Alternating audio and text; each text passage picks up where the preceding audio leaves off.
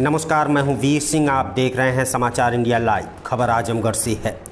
Cabinet मंत्री अनिल राजभर ने 18+ युवाओं के लिए टीकाकरण का किया शुभारंभ।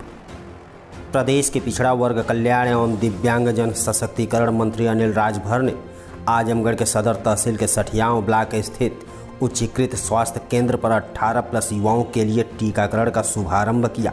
नौजवानों के लिए टीकाकरण की शुरुआत के लिए काफ़ी तैयारियां की गई थीं और लोगों को टीका लगवाने का बेसब्री से इंतजार भी था। इस दौरान लोगों को बताया गया कि बिना ऑनलाइन पंजीकरण के टीका लगवाने केंद्र पर न आएं।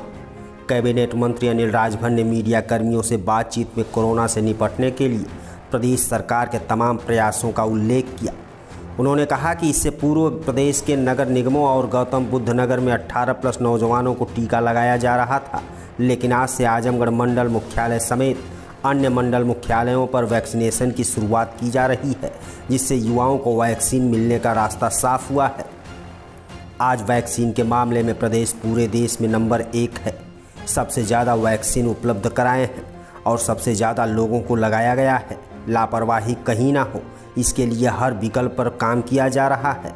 पूरी पारदर्शिता के साथ ग्लोबल टेंडर के जरिए दुनिया की कंपनियों को आमंत्रित किया गया है। टीम ने व प्रशासन ने भी अच्छा काम किया है। वैक्सीन की पहले नुकसान के आंकड़े और अब के आंकड़ों में काफ़ी अंतर आया है। अब मात्र 2% ही वैक्सीन का नुकसान हो रहा है।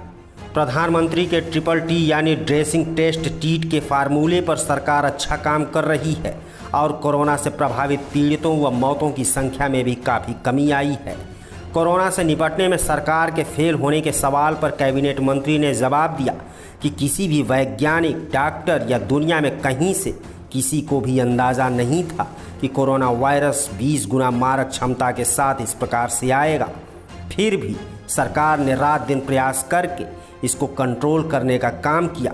इसी प्रयास का नतीजा है कि कोविड-19 की चुनौतियों से लड़ते हुए स्वास्थ्य की बुनियादी सुविधाओं की तरफ प्रदेश अब आत्मनिर्भरता की तरफ चल पड़ा है। चाहे अब ऑक्सीजन का मामला हो या अन्य सुविधाओं का। ग्रामीण क्षेत्रों में भी अभी कई मामलों के सामने आने के सवाल पर कैबिनेट मंत्री ने कहा कि प्रदेश में 60,000 निगरानी समितियां इसके लिए केवल गांव में काम कर रही हैं।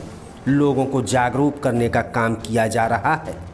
आज आजमगढ़ मंडल मुख्यालय पर 18+ के हमारे जो नौजवान साथी हैं उनको वैक्सीन देने के कार्यक्रम का शुभारंभ हुआ है। आज उसी कार्यक्रम में हम सब लोगों का आना हुआ। अब से पहले जैसा आप सब लोग जानते हैं कि हमारे जो नगर निगम हैं वहाँ पर और गौतम बुद्ध नगर में सिर्फ 18+ के लोगों को वैक्सीनेट किया जा रहा था। लेकिन मैं मुख्यमंत्री जी का स्वागत करना चाहता हूँ, उनको बधाई भी देना चाहता हूँ कि आज से जो हमारे बचे हुए मंडल थे उनको भी इस कार्यक्रम से जोड़ा जा रहा है और यहाँ के भी नौजवानों को अब वैक्सीन मिलने का रास्ता साफ हो गया है। आज से उसकी शुरुआत हो गई है। तो निरंतर अभी आपने देखा होगा कि वैक्सीन के मामले में हम आज पूरे देश में नंबर 1 पर हैं। सबसे ज़्यादा वैक्सीन भी उपलब्ध कराने का काम हमारी सरकार ने किया है। सबसे ज़्यादा लोगों को वैक्सीन भी मिली है और इस पर किसी भी प्रकार की कोई लापरवाही न हो, इसलिए सारे विकल्प पर हमने काम किया है। यहाँ तक कि हमने ग्लोबल टेंडर भी निकाला और दुनिया की कंपनियों को भी हम लोगों ने आमंत्रित किया और एकदम पूरी पारदर्शिता के साथ पूरा प्रयास है सरकार का। और हमारी टीम ने भी अच्छा काम किया, प्रशासन के लोगों ने भी अच्छा काम किया। आज देखिए जो वैक्सीन की बर्बादी होती थी पहले के आंकड़े में आज के आंकड़े में काफ़ी सुधार हुआ है। आज की तारीख में मात्र 2% वैक्सीन का नुकसान हो रहा है। बाकी वैक्सीन का सदुपयोग होते हुए ये पूरी टीम अच्छा काम कर रही है। और निश्चित तौर पर जो देश और दुनिया का आज की तारीख में लक्ष्य है कि कितना जल्दी से जल्दी लोगों को वैक्सीन मिल जाए, उस दिशा में सरकार रात दिन काम कर रही है। उसके परिणाम भी अच्छे आ रहे हैं। सर, कहीं न कहीं सरकार विफल नज़र नहीं आती है कोविड महामारी में? नहीं, ये तो सबको विचार करने का विषय है। प्रकृति ने एक बड़ी चुनौती पेश किया है। किसी वैज्ञानिक को अंदाजा नहीं था, किसी डॉक्टर्स को अंदाजा नहीं था, दुनिया में किसी को अंदाजा नहीं था कि कोविड 30 गुना मारक क्षमता के साथ वापसी करेगा। शराब से सर काफ़ी मौतें हुई हैं, उनको लेकर किस तरह सरकार काम कर रही है सर आजमगढ़? तो इसलिए इस मामले पर जो सरकार कर सकती थी, थोड़ा मौका मिला, बीच में 8-10 दिन की जो परेशानी थी उसको भी किस तरह से रात दिन प्रयास करके उसको कंट्रोल करने का काम किया। और आज देखिए प्रयास का ही आज परिणाम हम लोगों के सामने है कि मरीजों की भी संख्या कितना कम हो रही है, बहुत कम हो गई, और मृत्यु दर में भी कमी आ रही है। और कहने में मुझे जरा भी संकोच नहीं है कि हमारी जो बुनियादी सुविधा है उस क्षेत्र में उत्तर प्रदेश कोविड-19 की चुनौती का सामना करते हुए आज हम आत्मनिर्भर बनने की तरफ हमने मजबूती से कदम बढ़ा दिया है। चाहे वो ऑक्सीजन का क्षेत्र हो, चाहे अन्य बुनियादी सुविधाएं हों, उस पर हम लोग काम कर रहे हैं। जहाँ तक आजमगढ़ और अंबेडकर नगर के बॉर्डर पर एक दुखद घटना घटी है, जहरीली शराब से कुछ जानें गई हैं। तकरीबन अंबेडकर नगर में 5 लोगों का दुखद देहांत हुआ है, आजमगढ़ में भी 6-7 लोगों के मरने की सूचनाएं आई हैं, और अंबेडकर नगर में 30-35 अंबेडकर नगर में वहाँ से संबंधित जो हमारे थाने हैं उनके थाना इंचार्ज को निलंबित किया गया है।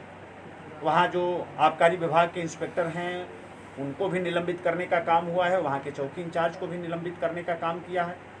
यहाँ भी आजमगढ़ में भी लापरवाही बरतने वाले लोगों के खिलाफ कार्रवाई हुई है। जो लोग इस कृत्य में शामिल थे उनके खिलाफ भी कार्रवाई हो रही है। और मैं आज आया हूँ, कुछ बातें हमें पता लगी हैं, हम लोग प्रयास करेंगे कि और भी बड़ी कार्रवाई हो ताकि इस तरह की घटनाओं की पुनरावृत्ति आने वाले समय में ना हो सके। आजमगढ़ में आंकड़ा छुपाया गया है, जो आंकड़ा मरने वालों का था उससे हट के सरकारी आंकड़ा है। अब आप लोगों ने ये विषय लाया है तो हम लोग दिखवाएंगे, इसको दिखवाएंगे। ग्रामीण अंचलों में जिस तरीके से जांच की जाती है उस तरीके से नहीं हो रहा है सर, नहीं हो रहा है। भी आप पता लगा सकते क्या हैं है कि जो सुधार का कार्यक्रम चल रहा है, आज हमारी 60,000 निगरानी समितियां सिर्फ गांव में काम कर रही हैं। जो पूज्य प्रधानमंत्री जी ने हमें एक रास्ता दिखाया, TTT का रास्ता, ट्रेसिंग और टेस्टिंग और ट्रीट करने का जो रास्ता दिखाया, उस दिशा में हम काम कर रहे हैं। और 60,000 निगरानी समितियां हमारी काम कर रही हैं। लोगों को अवेयर करने का हम लोग प्रयास कर रहे हैं। नहीं, धरातल पे तो कुछ और सभी लोगों, आप सभी लोगों की भी जिम्मेदारी बनती है, हम सभी लोगों की भी जिम्मेदारी बनती है। और इसलिए हम लोग सभी लोगों से निवेदन करना चाहते हैं, जो सम्मानित दर्शक आपके हम लोगों की बात सुन रहे हैं, हम लोग उनसे भी निवेदन करना चाहते हैं कि जो कोविड-19 का प्रोटोकॉल है उसका हम लोग पालन करें। ये किसी व्यक्ति विशेष के ऊपर ये संकट नहीं है, पूरे समाज के ऊपर संकट है, पूरे देश के ऊपर संकट है, पूरे दुनिया के ऊपर संकट है। हम सब लोगों को मिलजुल कर इसका सामना करें।